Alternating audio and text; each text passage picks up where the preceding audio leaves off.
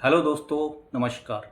दोस्तों, आज हम बात करने वाले हैं एक ऐसे फैसले की जिसने पूरी दुनिया के डिफेंस एक्सपर्ट्स को सोचने पर मजबूर कर दिया है। क्या इंडिया दुनिया के सबसे कंट्रोवर्शियल लेकिन पावरफुल स्टेल्थ फाइटर्स खोई Su-57 की तरफ बढ़ रहा है, या फिर इंडिया एक और बड़ा स्ट्रेटजिक गेम खेल रहा है? दुनिया में स्टेल्थ फाइटर्स को लेकर दो अलग अलग फिलॉसफीज हैं। पहली फिलॉसफी कहती है दुश्मन को देखो लेकिन खुद कभी दिखो मत। यही फिलॉसफी फॉलो करता है F-35 लाइटनिंग 2। दूसरी फिलॉसफी कहती है युद्ध सिर्फ छुपकर नहीं बल्कि स्पीड, पावर और डोमिनेंस से जीता जाता है। और यही एंट्री होती है Su-57 M1 की। लेकिन सबसे बड़ा सवाल, अगर Su-57 इतना पावरफुल है तो इंडिया अभी तक इसे लार्ज स्केल पर क्यों नहीं खरीद रहा? इंडिया क्यों वेट कर रहा है एक अपग्रेडेड वर्जन Su-57 M1 का? क्योंकि ये सिर्फ एक फाइटर जेट की कहानी नहीं है, ये स्ट्रेटजी की कहानी है, टेक्नोलॉजी कंट्रोल की कहानी और फ्यूचर वॉरफेयर की कहानी। आज इंडियन एयरफोर्स एक क्रिटिकल फेज में है। स्क्वाड्रन स्ट्रेंथ कम हो रही है, पुराने एयरक्राफ्ट रिटायर हो रहे हैं और रिप्लेसमेंट आ रहे हैं, लेकिन उतनी तेजी से नहीं। China already Chengdu J-20 stealth fighters deploy कर चुका है।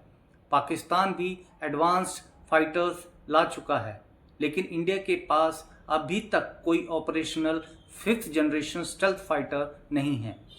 और यहीं से शुरू होती है अर्जेंसी। लेकिन इंडिया इस प्रॉब्लम को एक स्मार्ट तरीके से सॉल्व करने की प्लानिंग कर रहा है। इंडिया इस डील को एक ही बार में नहीं करेगा या एक क्लियर 2 फेज स्ट्रेटजी पर काम कर रहा है।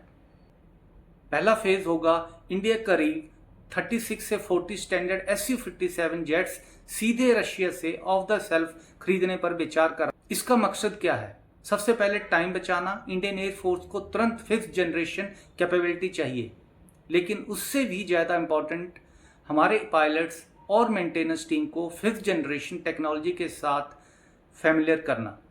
क्योंकि स्टेल्थ एयरक्राफ्ट ऑपरेट करना एक नॉर्मल फाइटर उड़ाने जैसा नहीं होता। यह पूरी इकोसिस्टम बदल देता है। ट्रेनिंग बदलती है, मेंटेनेंस बदलता है, कॉम्बैट टैक्टिक्स पूरी तरह बदल जाते हैं। इसलिए यह पहला फेज सिर्फ खरीद नहीं है, यह लर्निंग फेज है। अब आता है दूसरा फेज, जो असली गेम चेंजर है। इंडिया का फोकस है एक बड़ा ऑर्डर, अराउंड 100 से ज़्यादा एयरक्राफ्ट का। लेकिन इस बार स्टैंडर्ड Su-57 नहीं बल्कि अपग्रेडेड Su-57 M1 का होगा। और सबसे खास बात, इससे इंडिया में बनाया जाएगा हिंदुस्तान एरोनॉटिक्स लिमिटेड के साथ मिलकर। अगर यह प्लान सफल होता है तो इंडिया सिर्फ बायर नहीं रहेगा बल्कि प्रोड्यूसर और शायद एक्सपोर्टर भी बन सकता है। अब सवाल आता है Su-57 M1 इतना स्पेशल क्यों है? किसी भी 5th जनरेशन फाइटर की असली ताकत होती है उसका इंजन, और यही Su-57 M1 सबसे बड़ा लीप लेता है। नया AL-51F1 इंजन, जिसे इसदेलिए 30 भी कहा जाता है, इस एयरक्राफ्ट को पूरी तरह ट्रांसफॉर्म कर देता है। यह इंजन करीब 161 किलो न्यूटन का थ्रस्ट देता है, जिससे एयरक्राफ्ट को मिलता है ज़्यादा पावर, बेहतर एफिशिएंसी और कम मेंटेनेंस। लेकिन सबसे बड़ी कैपेबिलिटी है सुपर क्रूज। सुपर क्रूज का मतलब है बिना आफ्टरबर्नर के सुपरसोनिक स्पीड मेंटेन करना। यानी एयरक्राफ्ट तेज भी रहेगा, फ्यूल भी बचेगा और स्टेल्थ भी बनी रहेगी। अब इमेजिन कीजिए एक ऐसा फाइटर जो हाई स्पीड पर बिना फ्यूल वेस्ट किए ऑपरेट कर सकता है। दुश्मन को रिएक्ट करने का मौका नहीं मिलेगा। अगस्त 2024 में रशिया ने इस वेरिएंट के प्रोडक्शन के लिए नई फैसिलिटीज शुरू की हैं। इसका मतलब है कि अब यह एयरक्राफ्ट लार्ज स्केल प्रोडक्शन के लिए तैयार हो रहा है। Su-57 M1 में सिर्फ इंजन अपग्रेड नहीं है, इसका पूरा डिजाइन रिफाइन किया गया है। एयरफ्रेम वाइडर किया गया है, फ्यूजलेज फ्लैटर बनाया गया है, इंटरनल वेपन वेज बड़े किए गए हैं। इससे एयरक्राफ्ट ज़्यादा स्टेबल बनता है, ज़्यादा वेपन कैरी कर सकता है और स्टेल्थ प्रोफाइल भी बेहतर हो जाती है। लेकिन असली रिवोल्यूशन आता है फ्यूचर वॉरफेयर में। रशिया ने इंडिया को एक ट्विन सीट वर्जन भी ऑफर किया है। इसमें पीछे बैठा पायलट सिर्फ को पायलट नहीं होगा, वह बैटलफील्ड कमांडर होगा। यह एयरक्राफ्ट S-70 ओखोत्निक बी जैसे स्टेल्थ ड्रोन को कंट्रोल कर सकता है। इमेजिन कीजिए मेन फाइटर पीछे सेफ डिस्टेंस पर रहेगा और ड्रोन्स आगे जाकर एनिमी टेरिटरी में इंटर करेंगे और अटैक करेंगे, सर्विलेंस करेंगे, एनिमी एयर डिफेंस को कंफ्यूज करेंगे, एनिमी मिसाइल ड्रोन्स पर वेस्ट होंगे और मेन एयरक्राफ्ट सुरक्षित रहेगा। इसे कहते हैं मैन्ड अनमैन्ड टीमिंग। यही फ्यूचर है 6th जनरेशन वॉरफेयर का। अब बात करते हैं सबसे बड़ी स्ट्रेटेजिक एडवांटेज की, सोर्स कोड एक्सेस। रशिया ने इंडिया को फुल सोर्स कोड देने की बात की है। इसका मतलब है इंडिया इस एयरक्राफ्ट को पूरी तरह से कस्टमाइज कर सकता है। इंडिया अपना AESA रडार इंटीग्रेट कर सकता है।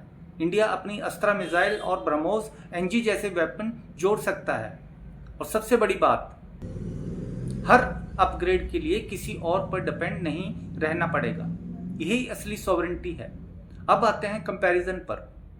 F-35 वर्सेस Su-57 M1 में F-35 की सबसे बड़ी ताकत है उसकी स्टेल्थ। उसका रडार क्रॉस सेक्शन बहुत कम है, लेकिन Su-57 M1 स्टेल्थ के साथ साथ एजिलिटी और स्पीड पर फोकस करता है।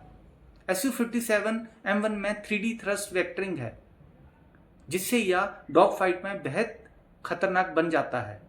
स्पीड की बात करें, F-35 मैक 1.6 तक जाता है, जबकि Su-57 M1 मैक 2+ तक जा सकता है।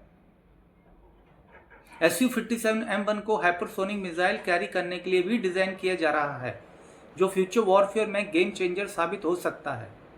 F-35 ज़्यादा लेवल नहीं है। हमने कुछ महीने पहले इसको कोचीन में ग्राउंडेड देखा। अभी तक इसके अराउंड 31 क्रैश हो चुके हैं।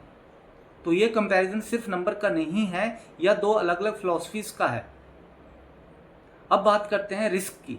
सबसे बड़ा रिस्क है कार्सा सैंक्शन। अमेरिका रशिया के डिफेंस डील पर सैंक्शन लगा सकता है, लेकिन इंडिया पहले ही S-400 डील कर चुका है और इंडिया ने दिखाया है कि नेशनल सिक्योरिटी के मामलों में वो इंडिपेंडेंट डिसीजन लेता है। दूसरा चैलेंज है इंडिया का इंडिजीनियस प्रोजेक्ट एमका।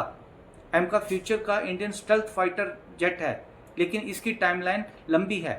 पहली फ्लाइट 2028 के आसपास एक्सपेक्टेड है और फुल इंडक्शन 2035 से 2040 के बीच होगा, यानी अगले 10 से 15 साल का गैप है। और यही गैप फिल करता है Su-57 M1। यह एक ब्रिज है जो इंडिया को आज की ज़रूरतों से फ्यूचर कैपेबिलिटी तक लेके जा सकता है। तो दोस्तों, Su-57 M1 सिर्फ एक फाइटर जेट नहीं है, या एक स्ट्रेटेजिक पार्टनरशिप है, या टेक्नोलॉजी ट्रांसफर है, या सॉवरेंटी है, या फ्यूचर वॉरफेयर का एंट्री पॉइंट है। इंडिया का प्लान क्लियर है। शॉर्ट टर्म में लिमिटेड Su-57, मिड टर्म में Su-57 M1 का प्रोडक्शन और लॉन्ग टर्म में M का। यह डिसीजन आज के लिए नहीं बल्कि अगले 30 साल के लिए है। अब सवाल आपसे है, क्या इंडिया को 100 से ज़्यादा Su-57 M1 खरीदने चाहिए या फिर F-35 के लिए कोशिश करनी चाहिए? कमेंट में अपनी राय जरूर बताएं। वीडियो पसंद आए तो शेयर करें, लाइक करें और चैनल को सब्सक्राइब करना मत भूलें। Thank you very much. जय हिंद।